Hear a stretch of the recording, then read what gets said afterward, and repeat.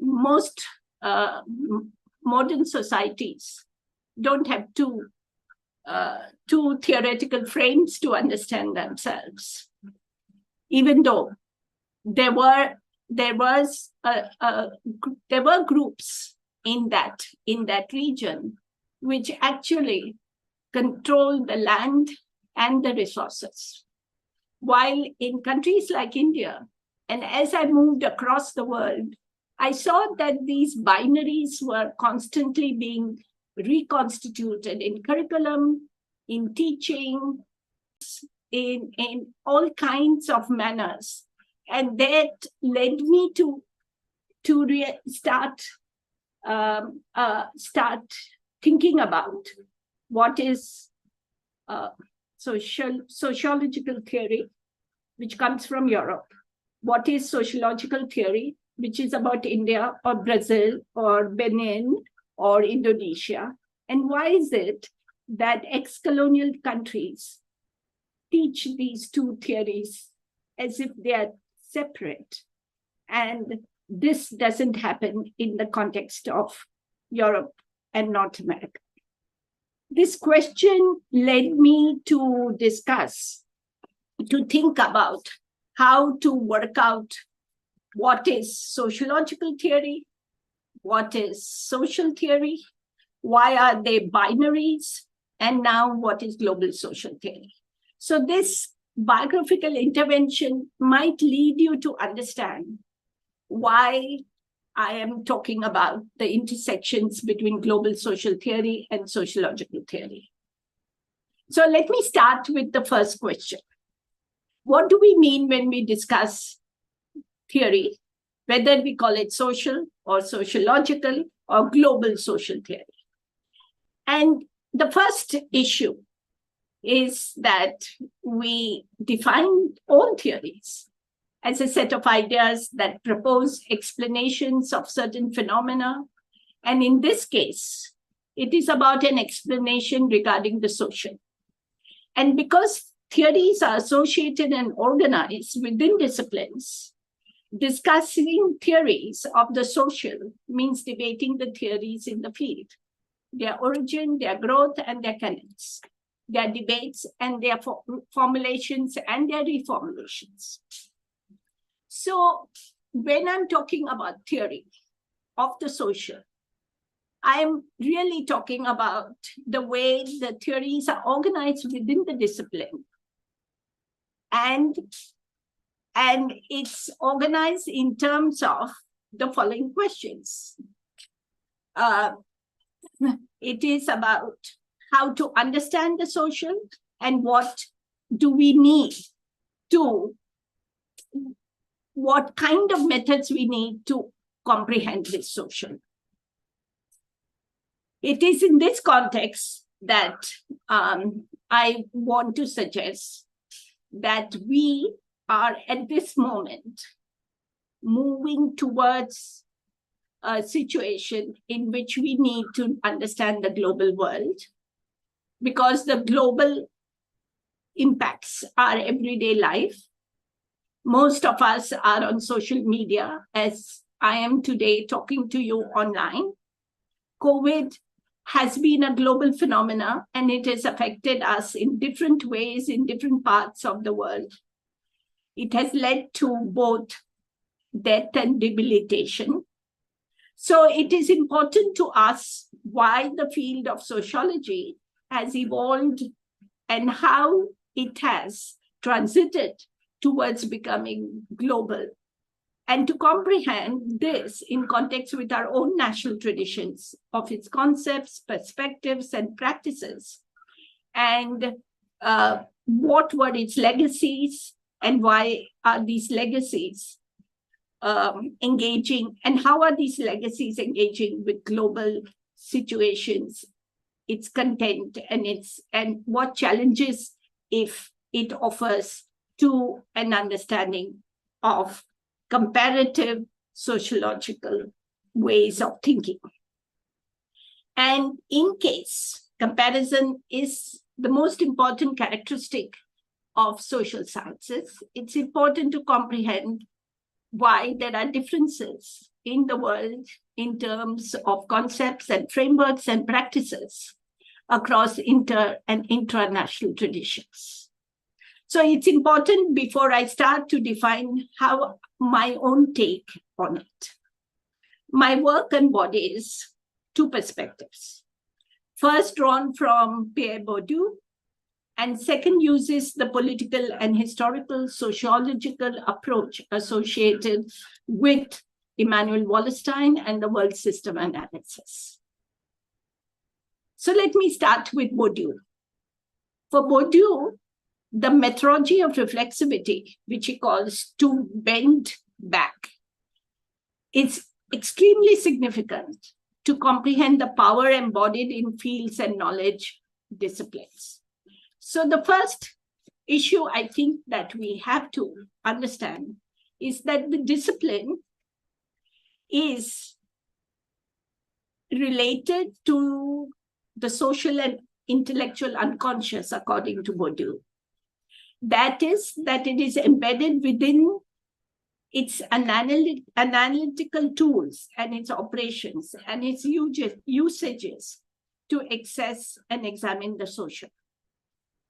So actually, every field is embedded with its own power to reproduce itself.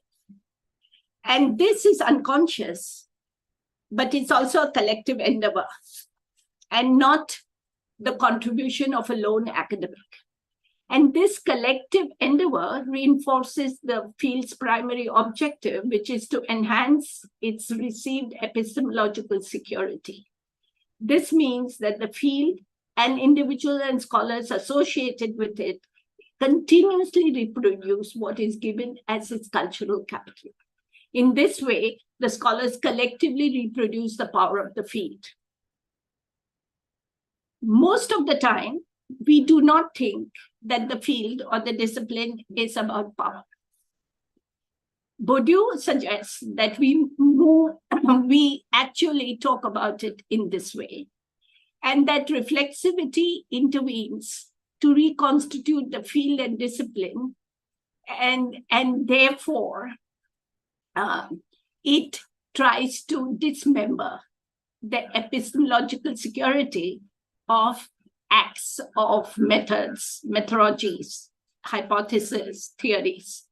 Because sociology, he argues, is about continuous engagement with the everyday dispositions and doxa. And to understand this doxa, we need to constantly reframe it through reflexive interventions and displace this epistemological security that it has organized for itself. And he argues that there are three kinds of biases organizing the reproduction of this epistemological security. Most of us know the first bias that he talks about. Our own social origin influences the way we do teaching and research. Our class position, our gender position affects individual teacher and individual researcher. But the second and third position is very important for Bourdieu's work on understanding sociology's epistemological security. The second one is the position of the analyst in the academic field, and this position relationship with other fields of power.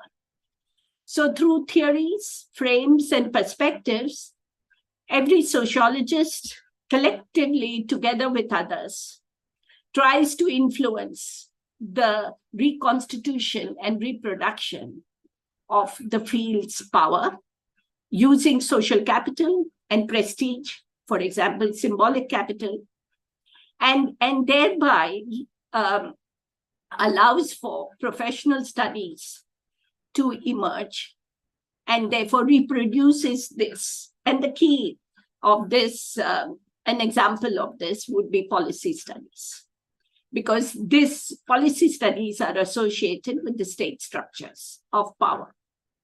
And it is about intervening in the way the state organizes the discipline. And the third bias, he calls the intellectualist bias. It's about the presuppositions of what is the world For example, a more commonsensical concept would be worldview. These become embedded with received concepts, instruments of analysis, and orients practical way to do research. It is related to the collective unconscious embedded in theories, in ways to comprehend problems, and especially in national categories of scholarly judgments.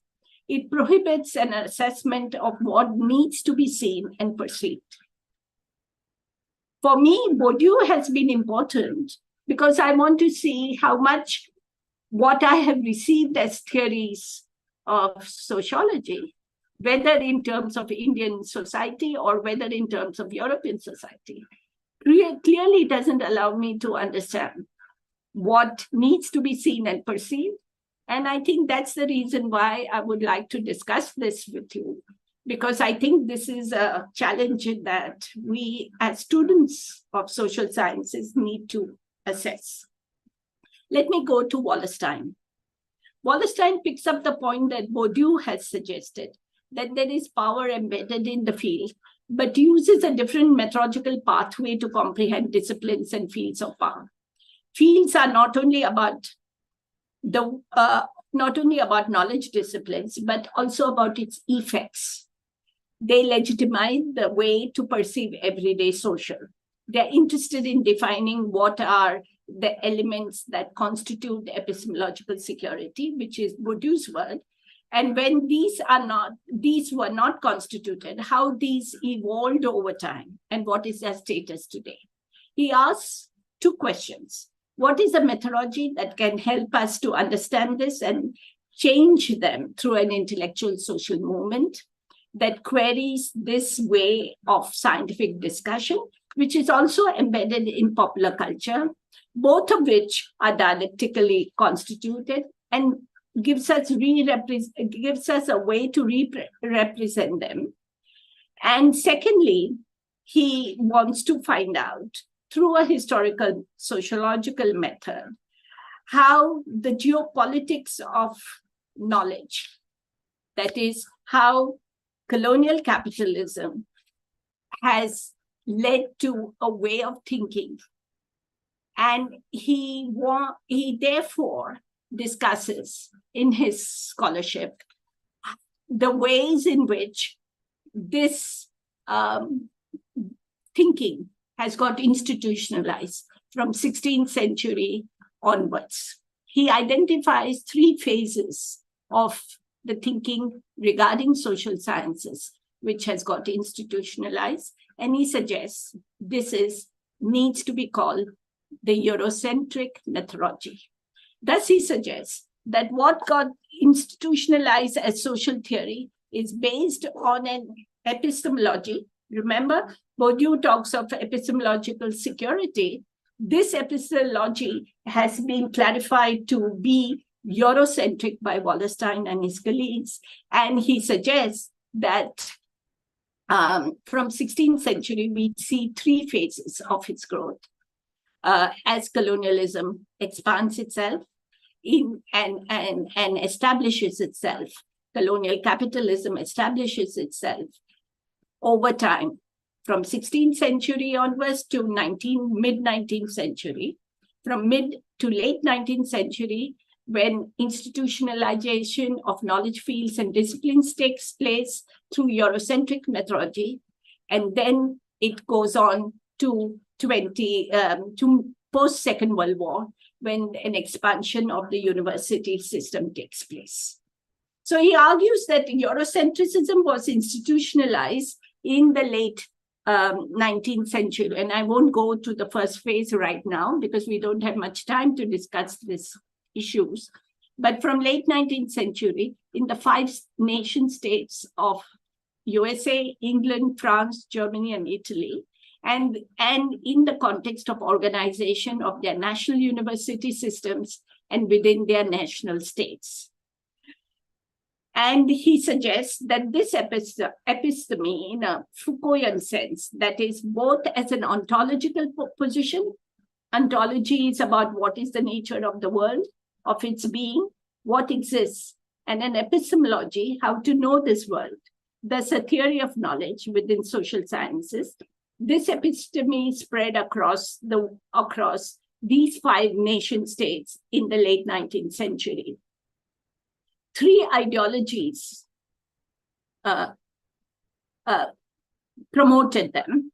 One is a notion of scientificism, which was based on Newtonian understanding of laws. And the second was of the superiority of Christianity. And third was racism. So Eurocentrism as an ideology got associated with the scientificism of 19th century, which, as we know, was presented first in social sciences through the work of Auguste Comte and positivism, which was a theory of knowledge and methodology. It emerged and legitimized itself within the institutionalized and institutionalized the knowledge disciplines.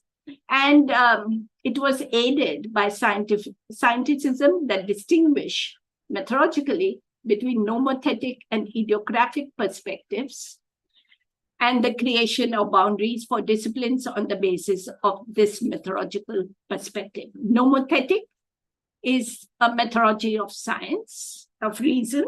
Idiographic is a way in which science does not intervene in understanding those fields. So nomothetic was science, and basically, I mean natural science, and idiographic was humanities, literature, art, painting, kinetic disciplines, etc. So within social sciences, its various fields emerge by affirming 2 Eurocentric principles: a notion of society as being evolutionary, time as being linear, leading to the theory of progress with modernity as a civilizational achievement of Europe. And secondly, following from this, a spatial and geographical division of knowledge of civilized Europe, where sociology became the study of modern societies against the non-moderns, sometimes called barbarians. And we see this happening in the growth of the history of social sciences, when in the 18th century we had Oriental studies, and later from the 19th century onwards, we had an understanding of social sciences as a study, and especially anthropology as a study of traditional pre- and non-modern social structures.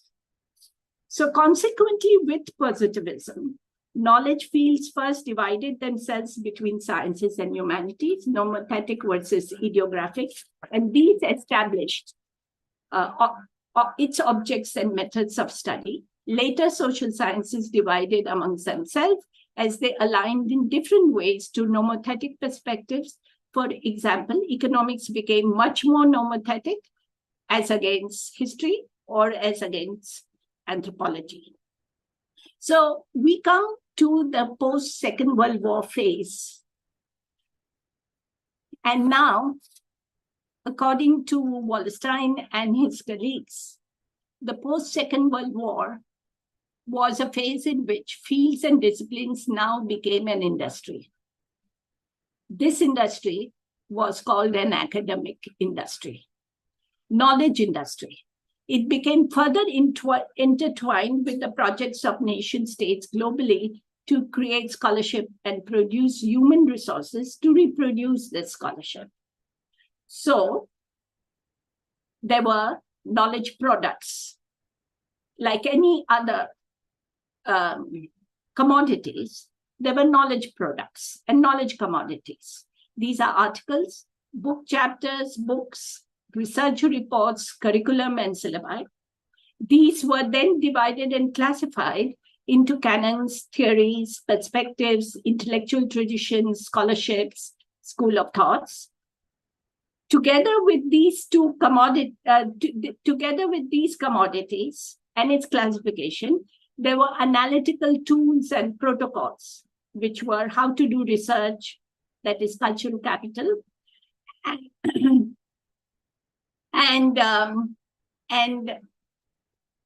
associated with it were protocols of these products: reviews, assessments, analysis, commentaries, and polemics.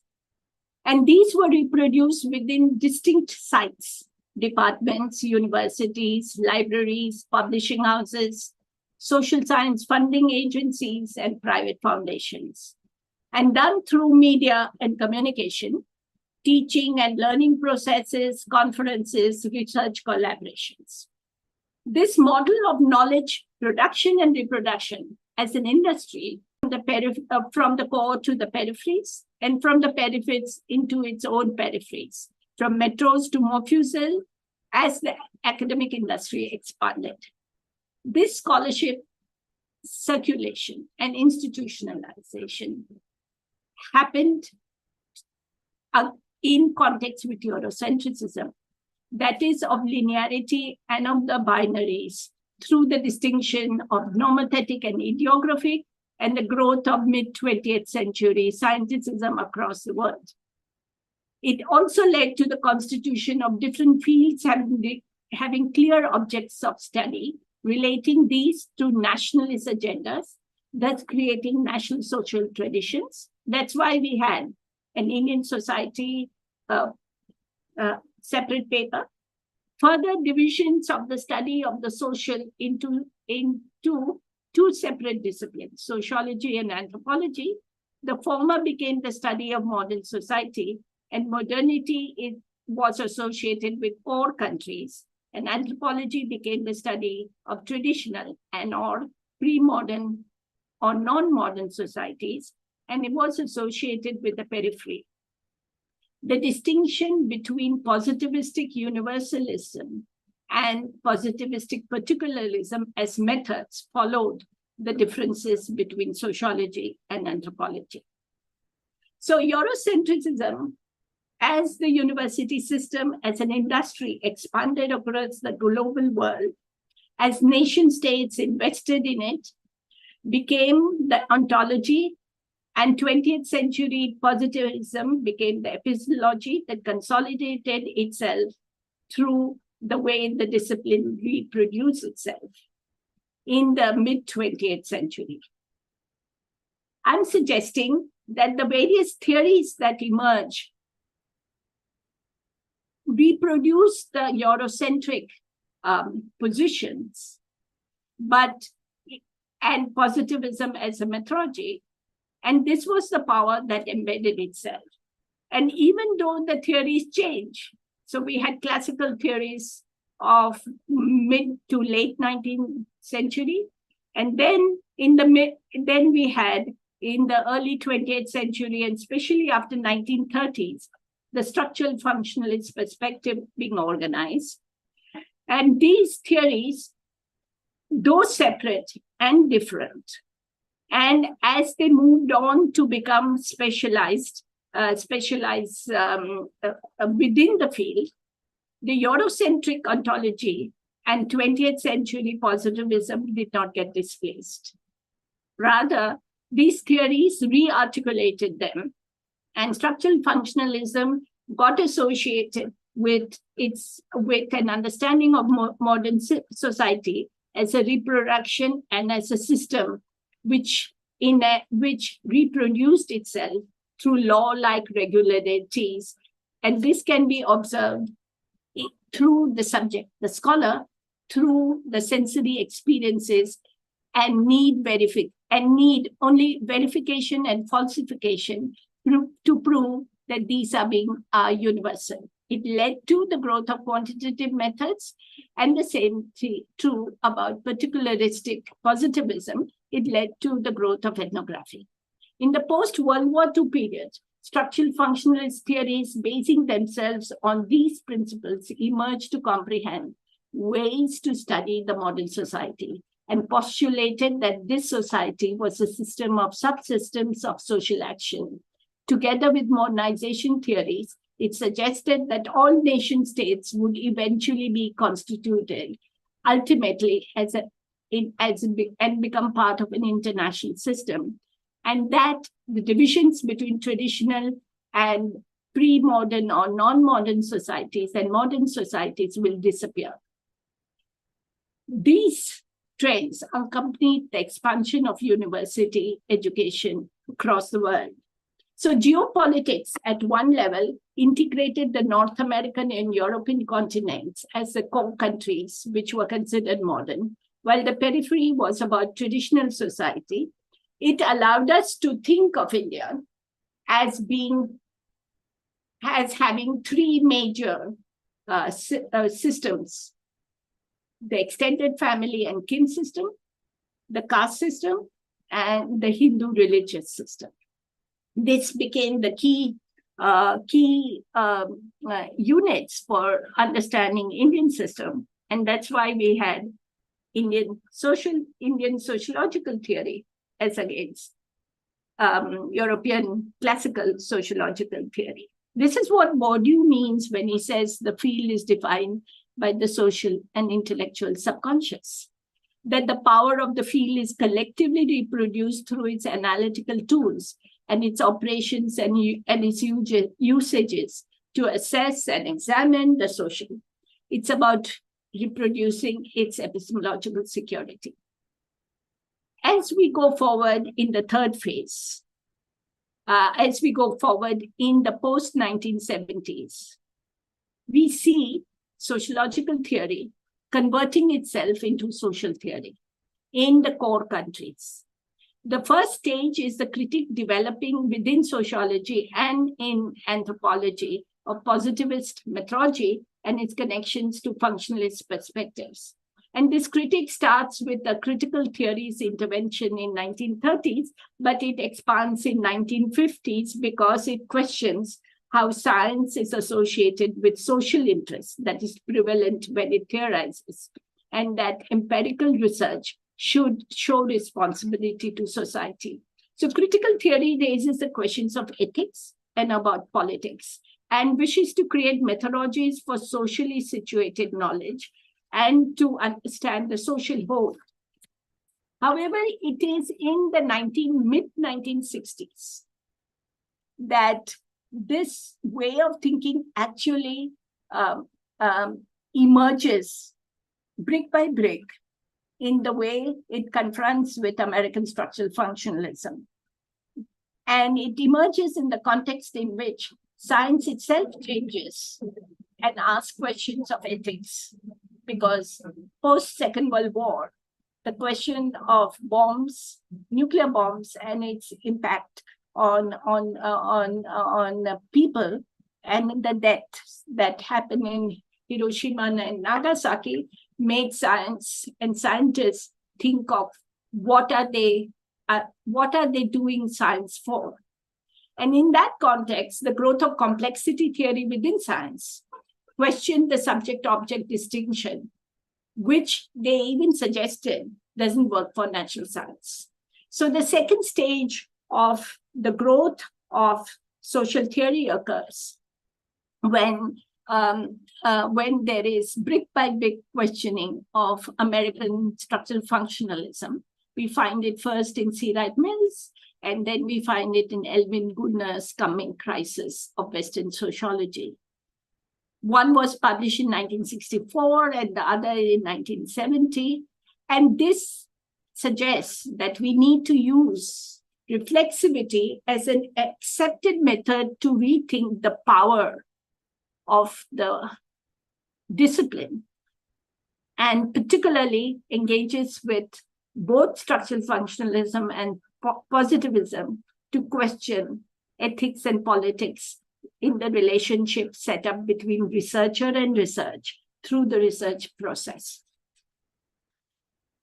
But it was anthropology which initiated this issue and the need for reflexivity to promote the idea that a meta-analysis of research process is important, and the question of doubt connecting with research process and social responsibility of the conduct of research process is equally important. So in the 80s and 90s, and I'm coming much more nearer to our period, the displacement of positivism as a methodology allowed sociology to take a route of applying hermeneutics and interpretive analysis And I'm talking here about the core countries. I'm not talking about the ex-colonial countries. So the displacement of positivism as a methodology allowed sociology to take a route of applying hermeneutics and interpretive analysis initially, which soon metamorphosized to an analysis of constructivism and grounded theory.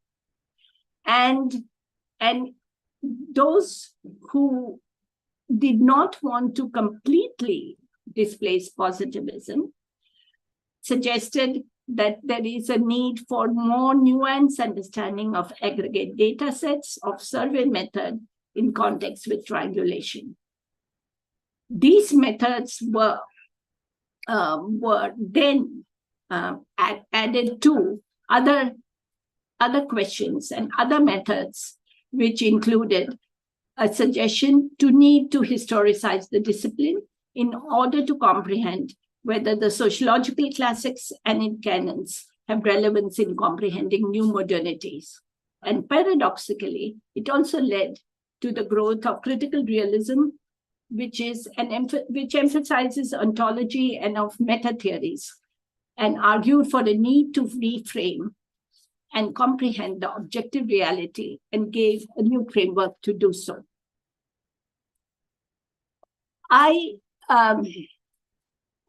So Bourdieu's intervention allowed for a sociological theory to become social theory. He argued against narrow conceptions of reflexivity and asked for a need to reframe it from its individual scholarly orientation towards a more structural one as a problem of the field. The epistemological security that he talked about was of Eurocentrism, though he never mentions this. And it is of both ontology and the positivistic methodology. And he discusses why and how there's a need to use reflexivity to destabilize it, and the investment that needs to be made for creating new methods and methodologies to understand what is happening today, and to displace thereby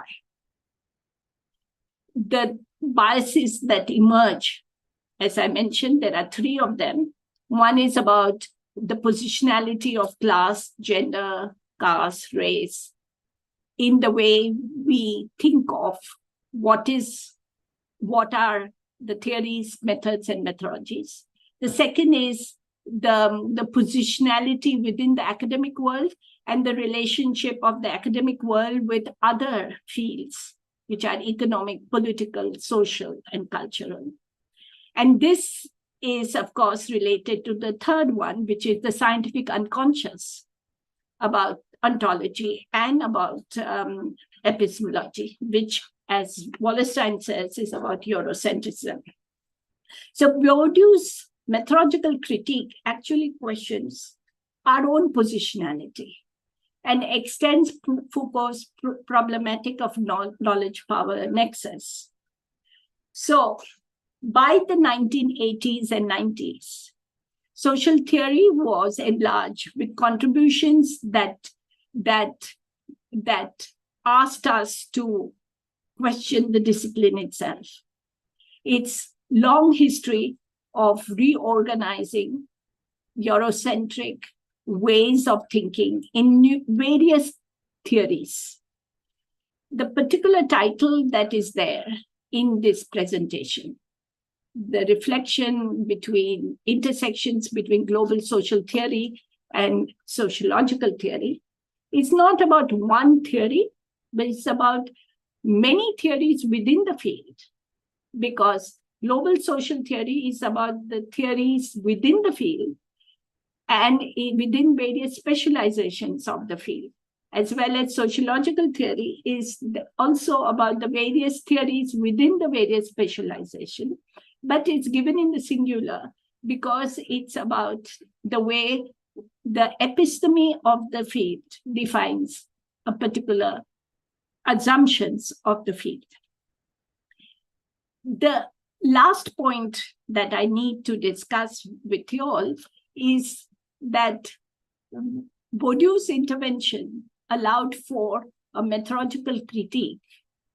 And as I said, extended Foucault's problematic of knowledge power. But there were other developments that also shaped up the Eurocentric position. And this was by de-linking the theory from modernity. And this was resonated in the scholarship of Anthony Giddens and Ulrich Beck, because they suggested that modernity is not about linearity and progress. Rather, modernity is associated today with dystopias of the first phase of modernity. For example, Beck talks about the risk society and the global risk society. And he suggests the need to reformulate national sociologies to cosmopolitan global sociologies. He asks for and demands that we move away from a methodological nationalist perspective that reflects and reinforces the identification that many national scholars maintain with their own nation states. It is about, and methodological nationalism naturalizes the nation state by using social sciences and assumes that countries are natural units for comparative studies. It equates society with nation state at the expense of local, regional, and global concerns. Now, it is in this context that we should understand what is global social theory. So, core countries which organize, institutionalize, and reproduced social sciences has moved from its late 19th century understanding of social sciences, and particularly of the divisions between sociology and anthropology, critique the modernity and modernization theory, and in fact suggesting that modernity is about risk and dystopias, and thereby cracked open the Eurocentric reproduction that continued to dominate its own ways of thinking about the discipline. So Wallerstein and his colleagues gesture in their work on historical sociology of social sciences, which they published in 1996, is actually a continuation of this conversation. But it is also, given the divisions between sociology and anthropology, I would like to say, it is also something which they picked up from the discussions within anthropology, which were the first social science to look at the relationship with colonialism and anthropology's theories and methodologies. And I would like to gesture to Levi-Strauss himself in 1966, when he says that anthropology was the daughter of colonialism, and it structured the violence on the people, and it intervened and mediated on the violence of the colonial people. So global social theory suggests that sociology and anthropology, if it's about power, and most now agree it's about power, it's about symbolic violence that has organized fields of sociology and anthropology, and which refuses to understand and comprehend how colonialism and imperialism has organized concepts and theories and perspectives. And picking up from Levi-Strauss, two anthropologists, just to name them, but one of them is associated with the work was associated with her work in South India, Kathleen Gow and Talal Asad, picked up the call to expand on Levi-Strauss's proposition about colonialism and its relationship with anthropology. But unfortunately, in the 1970s and 80s, anthropology went in a different direction. And until the 90s, it did not pick up this issue of colonialism and its relationship with the framing of anthropology. It is in the 70s and 80s that we see that anthropology and sociology is pushed to rethink this question. One, by structuralism and post-structuralism and deconstruction, starting from Foucault, and post-colonialism. And this has impacted both sociology and anthropology, such that we see now, with the growth of world system analysis, which is related to Emanuel Wallerstein and his colleagues, new ways of thinking emerging about understanding the relationship between social sciences in the core and the periphery. This was followed up in early 2000 with the debate on Southern theory. The main key thinker over there has been Raven Connell and Buenaventura dos Santos. And on post-colonial sociology, which has been presented in England in the work of Gurminder Bhamra, and in the United States by Julian Go. And recently, much more recently, in the last 2 years, it has now been represented, not as post-colonial sociology, but as decolonial sociology. And I mean particularly the scholarship of Ali Mekji. So I started off with Bourdieu, I continued with Wallerstein, and I gave a historical sociology of how this Eurocentric episteme institutionalized itself through the making of academia as an industry. What is the evidence of this? And we can see this in the UNESCO report of 2010, the status of social sciences, that whatever investment that nation states of the rest of the world made in reproducing social sciences, it has been very difficult to make up with what the core countries are doing. And therefore, they have called it divided knowledges. So these divided knowledges are based on the Eurocentric episteme. And today, I'm suggesting we have come to a situation where the core countries, even though they are reproducing themselves through new ways, they have most of the main thinkers and theorists have accepted that there is a need for understanding social sciences in terms of a new ethics that link researcher to the research, to destabilize the normative which is there in the European episteme. And there is a questioning of linearity and about the binaries, because they are suggesting that we live in a global world where strict boundaries between sociology and anthropology and between latter and the other disciplines need not be there. They've initiated a debate on colonialism and imperialism and how it has organized thought, theories, perspectives, both within humanities and social sciences.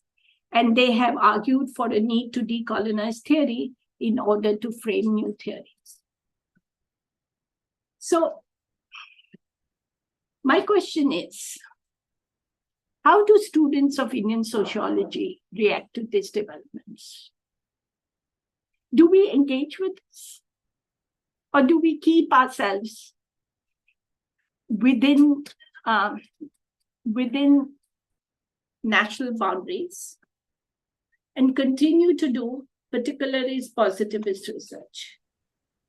It is this question that led me to go through this path on which I have presented part of my work, to ask whether we need to change how to situate sociology, but also social sciences, and how to deconstruct the histories and to ensure a comparative work and research across the world, but also thereby rethink concepts, categories, theories, and perspectives, in order to understand how the social sciences need to be reframed in terms of the questions particular to the peripheries, and to compare it with other parts of the peripheries as against the ways to understand it in terms of the core. And yet, to see it within the context of sociology and social sciences, which is continuously using reflexivity to go forward in understanding how to think about the object of study, and how to think about how to constitute these objects of study, and then and go forward to understand how to rethink one's positionality. Now, I don't know if I've stretched too much. What is the time? Okay, I've taken more than an hour. So I'm very sorry about the length of this. Not at all, not a problem. Thank you for the riveting lecture. Yeah. Professor Patel, so there are a lot of questions in the chat box. Shall I read them to you? Can we take 4 or 5 first and then take another 4 or 5? Yes, yes. So there are some questions. The first question is, what are the current trends in social theory research? The second, how do you think applied hermeneutics has contributed to the evolution of sociology? Third is a little longer question. Social relations of societies are structured enormously by the nature of the nation states in which they are located. In such case, will it have a practical relevance to or significance to go beyond nation states for comparative analysis, despite the fact that we naturalize them by doing so? Next. Can you go slower? Yeah, I think, the first one is what are the new trends of social theory? The second one is applied hermeneutics. And the third one is of nation states. Yes, yes. Can we keep to these 3 first? Yes, yes. Instead of 5? Yes. Yeah. So thank you for these questions. Obviously, we need to distinguish between 3 kinds of social theories. I tried to elaborate that, but I'm sorry if I went too fast, so you could not engage with it. The first is a critique of modernity. And I mentioned it in context with Giddens, and I mentioned it in context with Beck, but also we can look at it in terms of Bauman, etc. So,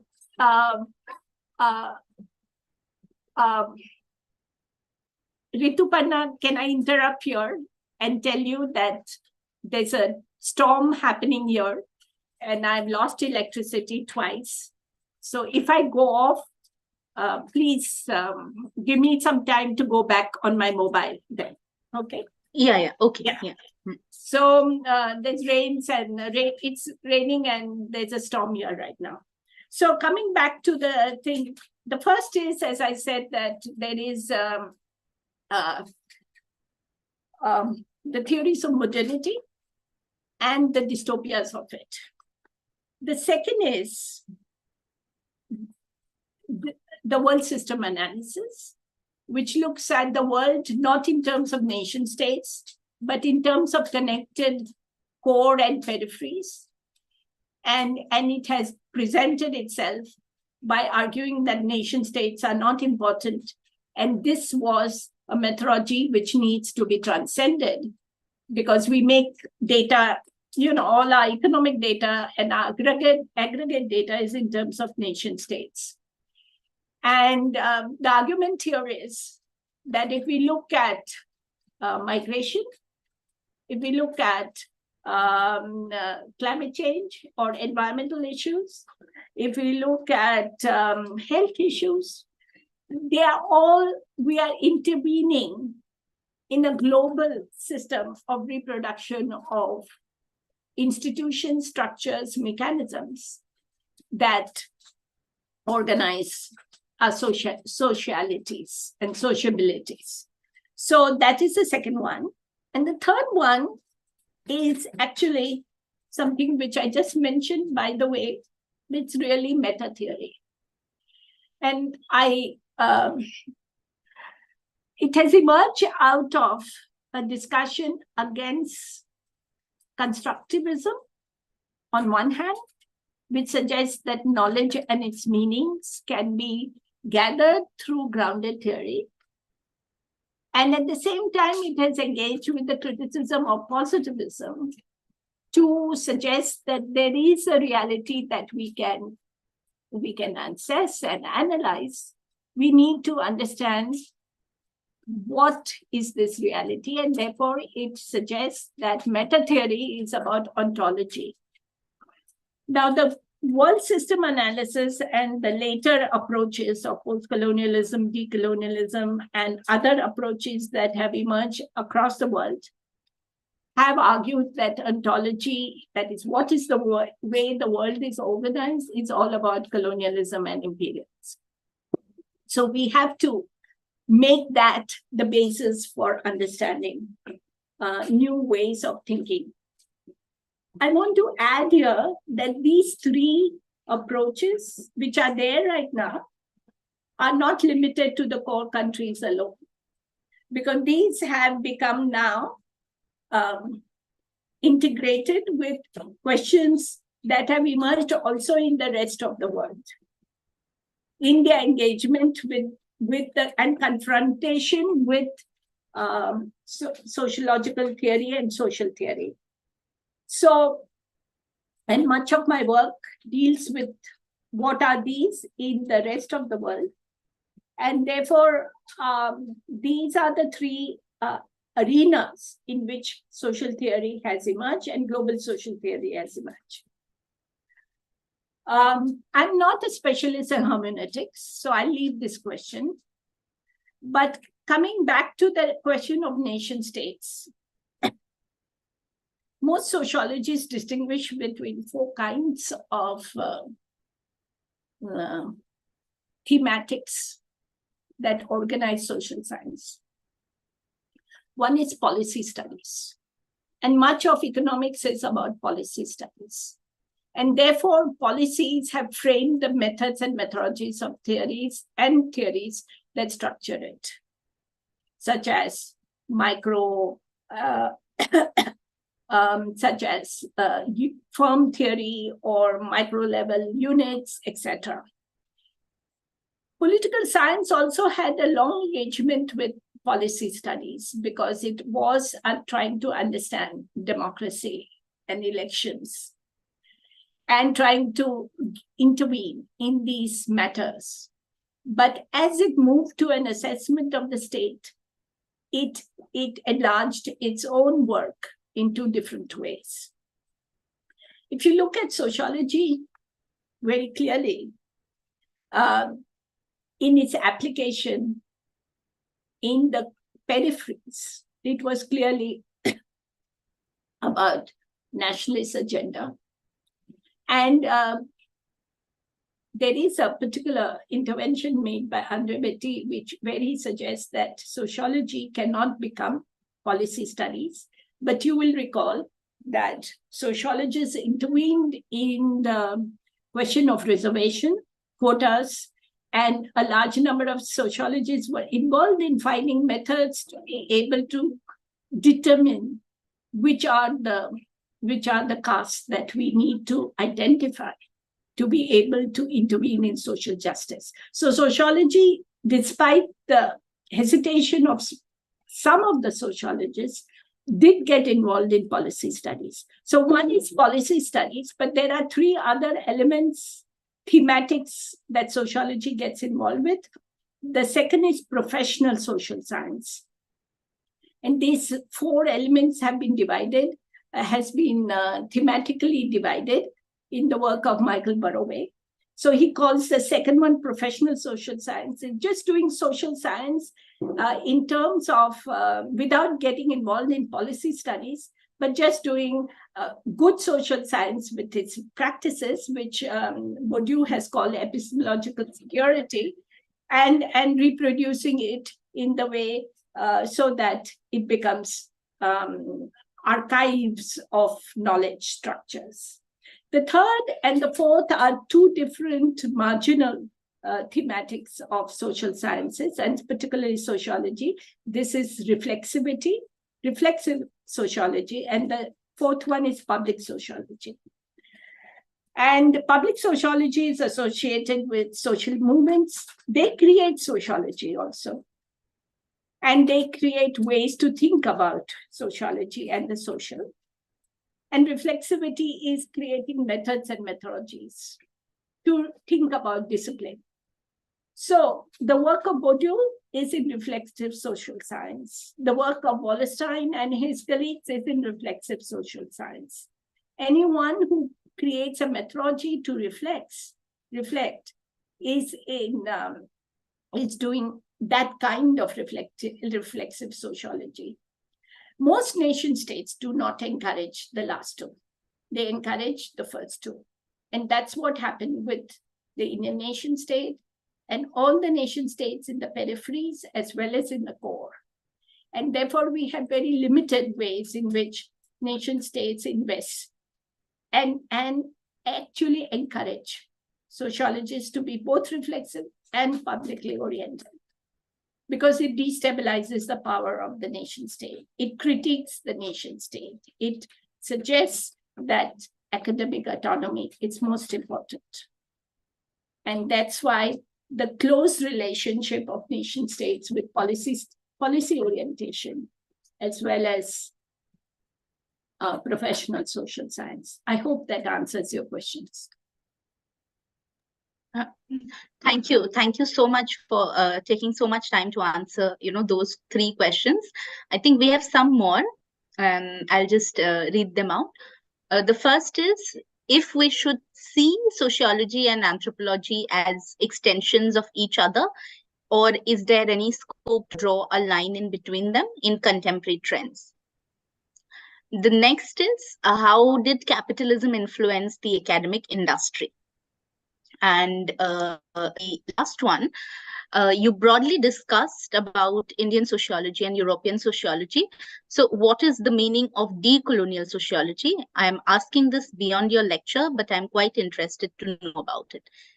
And there's a response to the question that you posed at the end about Indian sociology, where Georgian says, young Indian social scientists, for them to answer your question, would have to immerse themselves in the field, both national and international borders, immerse themselves in the nuances, chaos, to see that structures are in fact not linear and geometrical. Okay, thank you for your comment to my question. I agree with you. So I'll answer the next three questions. I'm surprised that there is a question on the relationship between capitalism and industry and academia, because I think we forget that we work within an economic system of knowledge production, reproduction, circulation. And we have to understand that there is investments in this. All of us as students, as scholars, as teachers, as researchers, are paid. So we are doing laboring, intellectual labor. And this intellectual labor is related to a kind of work. And this work is intellectual work and is related to a site, which is the university sometimes. Sometimes it's as a research institute, and sometimes it's in the government. Sometimes it's in other arenas which are mediating between that. At every moment, whether we go for conferences, we go for teaching, we go for everything, there is an investment. Books, articles, all this means that you need a publisher. A publisher, and a private publisher or a public publisher has to invest in reproducing it as a profit-making investment. All knowledge, whether it's in terms of journal articles or book chapters or books, or even this particular lecture that is being held by doing sociology, needed an investment in the website to be able to spread, to circulate itself. And that is related to the investment in the actual ITC industry, because all of us need to have computers, laptops, etc., to be able to listen and hear it. So I don't understand why the question of what is the relationship between capitalism and academia. We have to accept that we are within a political economy of capitalism, where there is where the commodities are being produced, reproduced, and circulated across the world within the geopolitics, and that we have to understand how the geopolitics works. What is decolonial sociology? Decolonial sociology is something that I would suggest you look at Ali Meghji's book, which came out 2 years back. I think it is Polity or Cambridge, one of them, which brought it out. He suggests decolonial sociology is to deconstruct the colonialism that structured the work of Marx, Weber, Durkheim in the classical theories, and the work of other theorists, because they did not recognize the differences of and hierarchies that constituted knowledge production on social sciences. Secondly, decolonial sociology is also of not understanding the divisions within one's own society, in this case of English and American societies, in terms of race, and how the lack of this understanding influenced curriculum, pedagogy, and the teaching and learning practices. And therefore, how the power of social sciences was naturalized as being white, male, and in a particular way, it hid behind its whiteness, not to understand the ways in which racism was constituted within England and United States and other parts of the world. But there's much more to decolonial sociology than this, and I would suggest you read more on that. Thank you.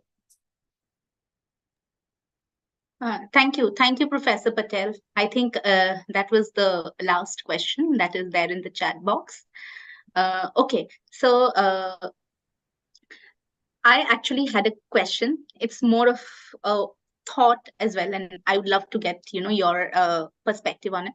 We've been talking about how global sociology has faced a kind of crisis because of course, the emergence of very contrasting perspectives, as well as what we are going through in terms of political movements. So do you still think that there is a possibility of a global sociological theory? My work is about that. Mm.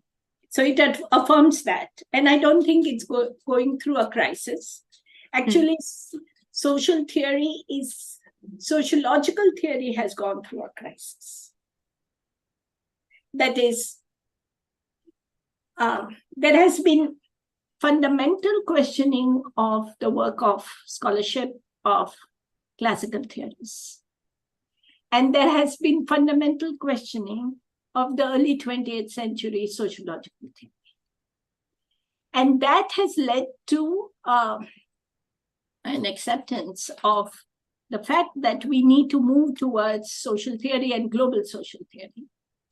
And that why? Because we are globally interconnected. I noticed that some of the participants are not from India. Yes. So we are globally connected. Yeah, your Zoom meeting is from US. It's registered in US, right? So we are globally connected through social media, but we had a major crisis because of COVID. And there was different ways in which it got articulated because the health systems in each part of the world were differently structured. But that we were interconnected is very significant to note. The point is, national traditions like Indian social science traditions did not recognize this global connection from way back in 18th, 19th century. Right. And that needs to be recognized to see where our national social tradition comes from and how limited nationalism structured the queries of both sociology and anthropology. And to answer the earlier question, the linkages between sociology and anthropology are intimate. There's no difference between them. But that difference was constituted within Eurocentrism, where, as I said in my first part, where people from the periphery, the students from the periphery, the scholars from the periphery always had to teach about their own national tradition as against the European one.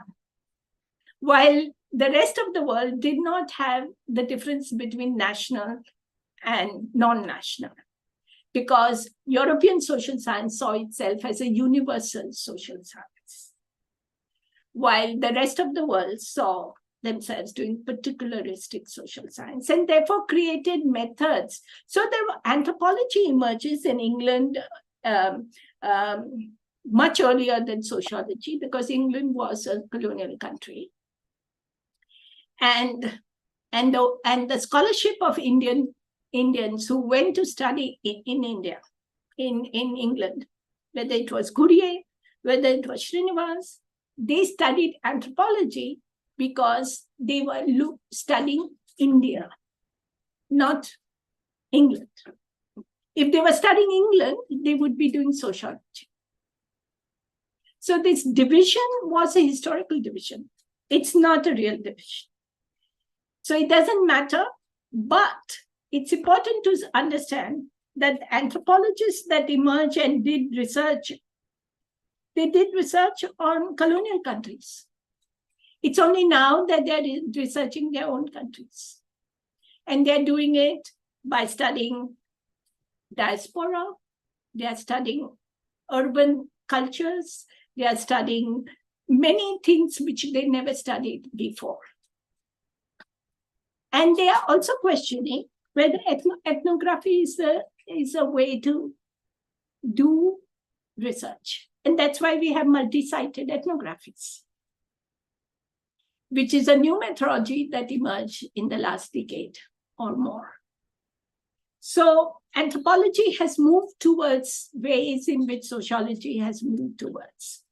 And therefore, I think that the present moment is about global social theory and global sociology, but it brings its own challenges. And let me identify the challenges. The challenges are the following: that the world lives in different languages. Do we have language ability to study all these countries around the world? That's the first question. Secondly, each of these countries has moved differently as a national tradition and now aligning itself with global traditions. Do we have the knowledge to look at these changes reflexively in each of these countries? Thirdly, it demands a lot of knowledge and information and knowledge about global changes. And most of the time, we are not taught these things in our courses, in our curriculum, etc. So there are enormous challenges for every student to transcend this. And lastly, global social theory is about interdisciplinarity. How do we learn economics, political science, etc., together with sociology and anthropology? So there are many, many challenges because it demands a reframing of social sciences. It demands an understanding of philosophy of social science, and it demands a global perspective. So the challenges are huge. Yeah. I think there's just one last question, and I'll leave you after that. The question says, how can teachers engage more meaningfully with theories and also be critical about it in the Indian classroom? I think the only way I see it, because I taught that way, I've always taught theory in the classroom. And I've taught contemporary social theory in the classroom, and I've always used the historical method to be able to present it as it is and to contextualize scholarship of that theory through a historical approach. So it's important to understand, if we are talking of Giddens and his book called Consequences of Modernity, it's important to understand what was England when he was writing in the 60s and 70s, what changes occurred, how these changes affected the questions that he wrote, he asked and talked about. He talks about the family system disintegrating. He talks about industrialization no longer being important. All these are questions that England had to engage itself in the 70s and 80s. So I think you have to do social theory by contextualizing historically. All that needs to be done, and that's what needs to be done in the classroom. Thank you. Thank you, Professor Patel. I think it's been an hour and 20 minutes in which we have listened to you, and it's been a great pleasure. So thank you once again on behalf of Doing Sociology. And of course, we will upload the whole lecture on the blog. So those who may have missed parts of it or want to catch up later, you will find it in the blog. Thank you once again. But I'd like to thank you for inviting me to do this. I hope it has helped to convey my concerns as both a teacher and a practitioner and a researcher located in India. Yes, definitely. And I'm sure that we can go back to the lecture and, also listen to it when most of us as young teachers and practitioners are struggling with theory and talking about its relevance. Yes. So thank you very much for that. Can I just suggest, if you don't mind? Yes. All my papers which have been published are on my website in academia.edu as well as on ResearchGate. So I would suggest anyone who wants to read more on it, please go ahead and look at it in these websites. Yes, definitely. Thank you for inviting me. Yeah, thank you, Professor Patel. Yeah.